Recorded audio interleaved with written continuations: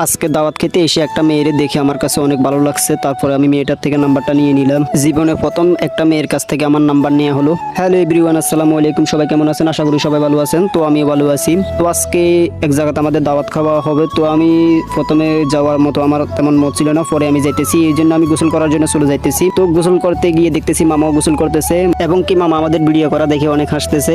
বলতেছে তুই সারাক্ষণ ভিডিও করস, এগুলো তুই কি করস আমার বলতেছে। তো মামারও বললাম মামা আপনি চলেন, আমার সাথে চলেন, দাওয়াত খেতে চলেন। তো মামা আমাকে বলে আমি এখন দাওয়াত খাবো না, বিয়ে করার পরে ওই সময় সব দিকে দাওয়াত খেতে পারবো, ওই সময় দাওয়াত খাবো। এখন আমি গোসল করে বাড়ির দিকে চলে যাইতেছি। তো আমি এখানে ফ্যানটা রোদে দিছি। তো আমি এখন ফ্যানটা দেখতেছি ফ্যানটা শুকাইছে কিনা। ফ্যানটা শুকালে আমি পরে চলে যাবো। তো দেখি যাই যে ফ্যানটা দিয়ে শুকানোই। পরে অনেকক্ষণ পর্যন্ত ওয়েট করলাম, ওয়েট করার পরে এখন চলে যাইতেছি। তো আমার ফ্যানটাও শুকালো। তো আমরা এখন চলে যাইতেছি দাওয়াত খেতে। তো একটা রিক্সা নিলাম, এই রিক্সার মধ্যে আমরা চলে যাইতেছি।